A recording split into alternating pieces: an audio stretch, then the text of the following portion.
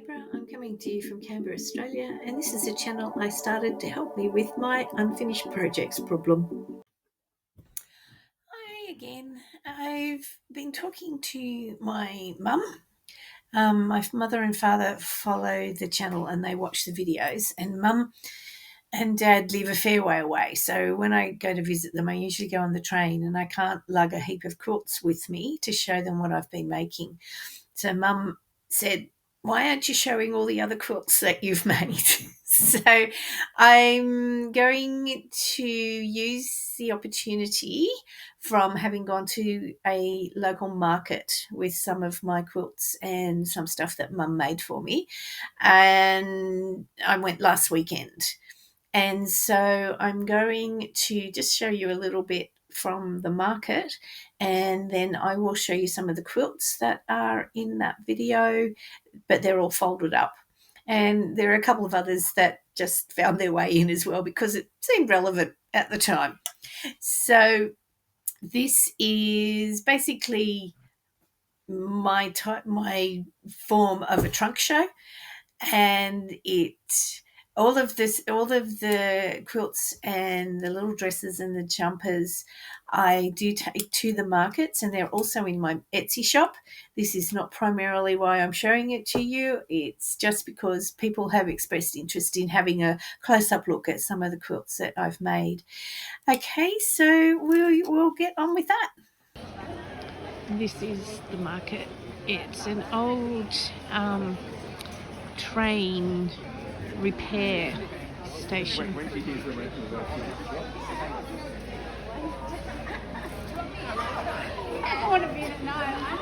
So this is me at the Kingston Bus Depot Markets in Canberra. I bring along quite a few little quilts. And actually, if you're interested, I can show you some of these quilts in a bit more detail. Some of them are made by my mum, some of them are made by me. And these are little dog blankets. This one you might recognise.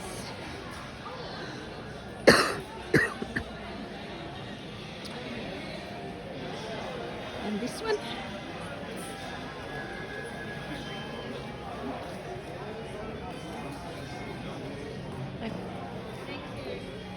My mum makes lots of beautiful little dresses that I bring along. So they're very cute, old-fashioned kind of thing. They're very, very sweet. They make you want a granddaughter. And she also knits a lot of little jumpers, and they are beautiful, all sorts of colours, stripes, whatever button happened she thinks went with it. Yeah, so that's these.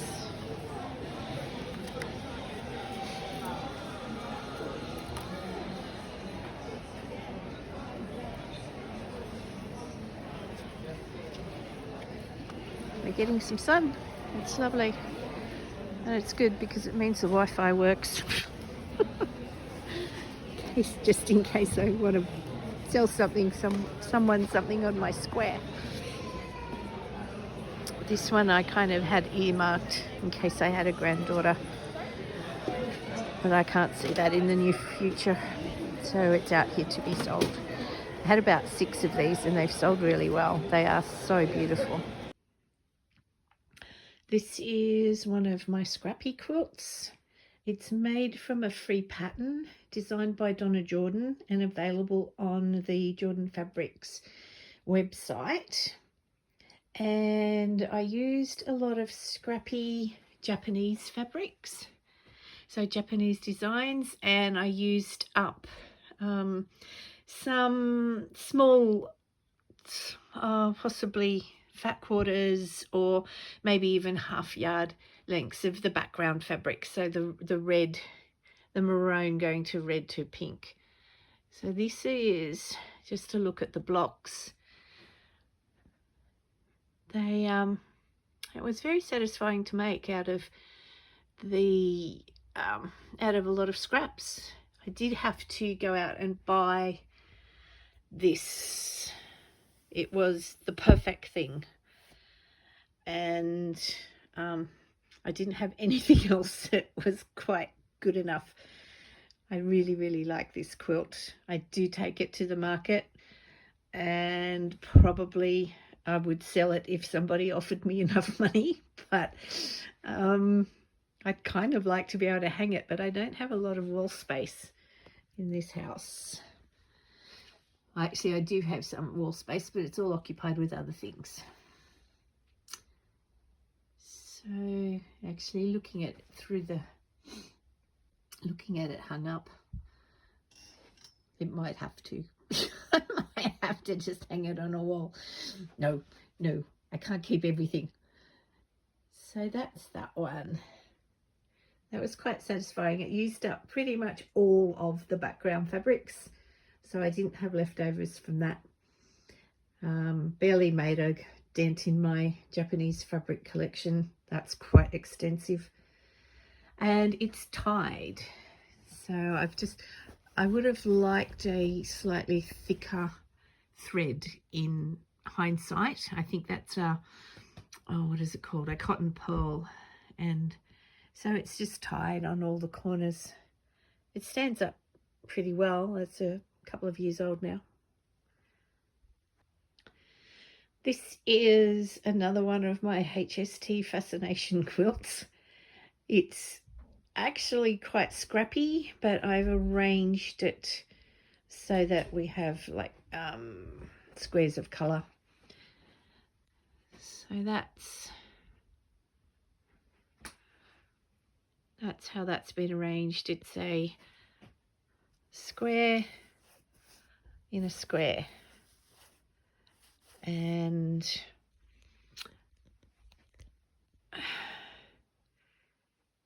the browns ended up making kind of an hourglass. Well, the light goldy colours ended up making an hourglass.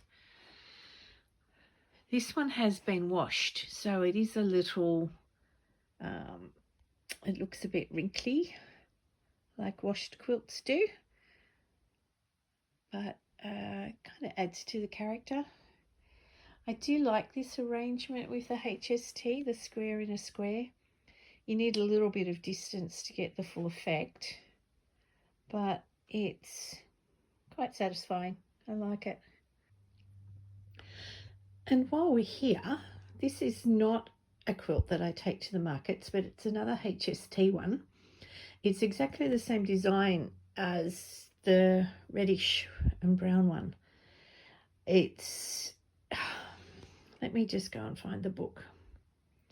Many years ago, I bought this book by Judy Huworth and Margaret Rolfe, both Australian quilters, and they have this book called Spectacular Scraps that uses HSTs in all sorts of different arrangements.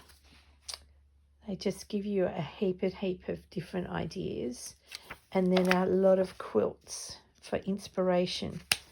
And this is basically the design that I ended up making most of my quilts with. I did a course with, I think it was Judy Huworth at one stage, and commented that every time I make one of these quilts, it just seems to end up with the square in a square on point. And she said it's probably because of my fabrics. She sometimes finds that different fabrics really need to be in one or other of the designs. And it could just be that I'm attracted to fabrics that need to be in a square. So this is like, it's fabulous. All these different arrangements for, that's that one. All these different arrangements for HSTs. And that started my fascination with them. Anyway, back to the quilt. This also feeds to my fascination for African fabrics. This is, most of these are ones that aren't in the small block African quilt that I have shown on the channel before. I've been collecting and curating African fabrics for a very long time, and I have so many. I have to make more African quilts. Anyway, this one does have a hanging sleeve, and I want to get it back up on the wall because it's just an absolute favourite. I did make it a lot of years ago. Just look at this mitered corner. This is silk. I've added it onto the binding, and it's quite consistent all the way around. I don't even know how I did that. I can't remember. I can't remember how I managed that. But anyway, it's going to go up on a wall at some point.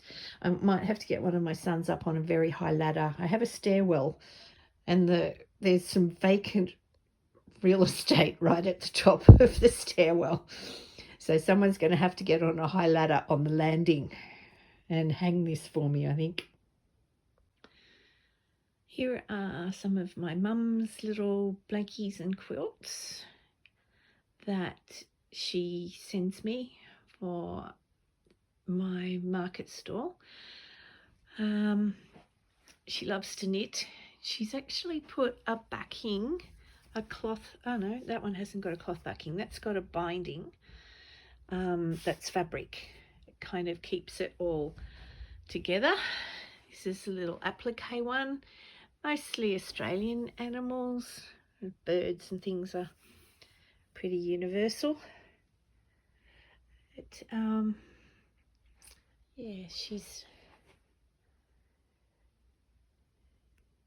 just cut out all those little applique designs and sewn them on. And that's another one of her knitted blankies. That one's gorgeous. She's made them mostly for dogs, but I've sold them for little kids. They're just really, really vibrant and lovely. That's a,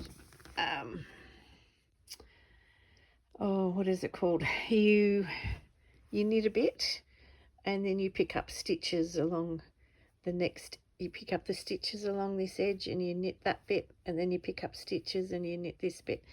It's kind of a almost like a log cabin if we're talking quilting, but it's done with knitting needles. Isn't that beautiful wool? It's just gorgeous. And these are a couple of my small, I call them cot quilts, but they're probably more pram quilts, stroller quilts, but they're smaller ones.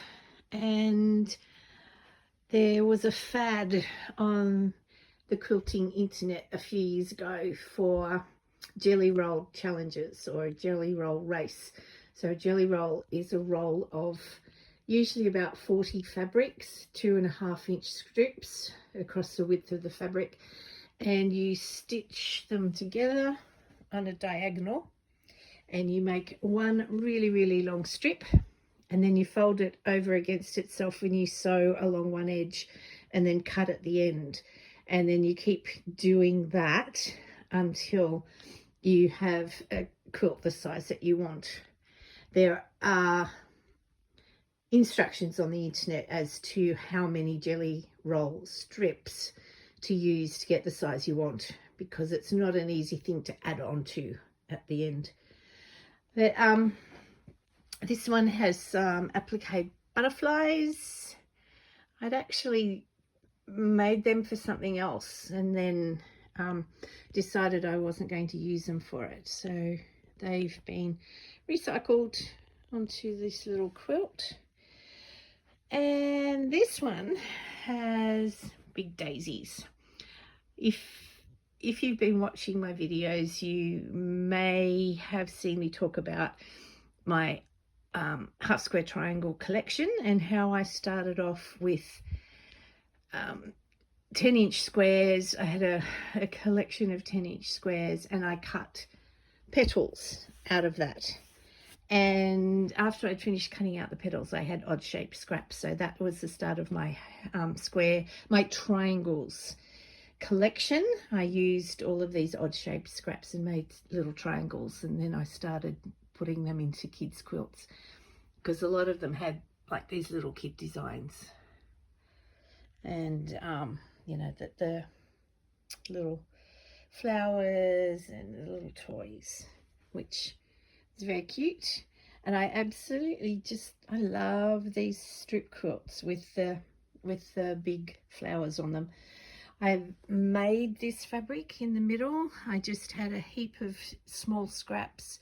I laid them all onto some iron-on interfacing and threw on bits of thread, some glittery thread, bits of wool, all sorts of things on them. This one's got a little bit of knitting fibre that was like furry but in fantastic colours.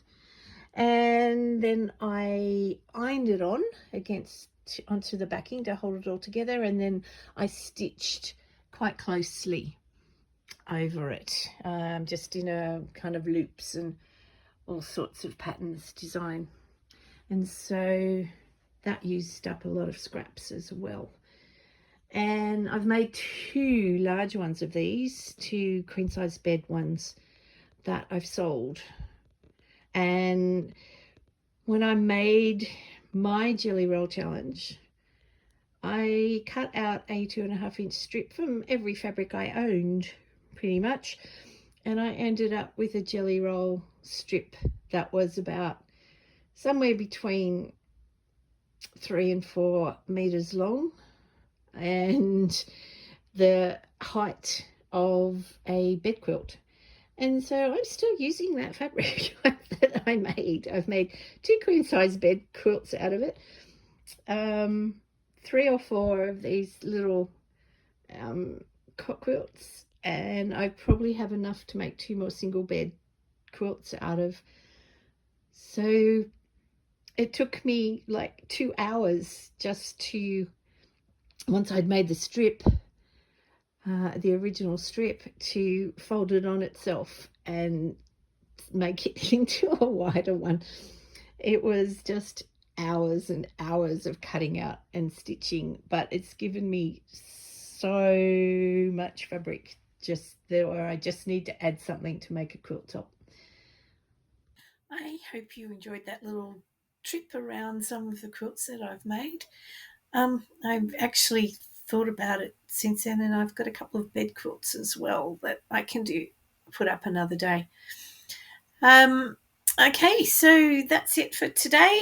If you are enjoying these videos, can you leave me a comment? Let me know what you'd like to see and where we can go from here. Okay, thanks. Bye.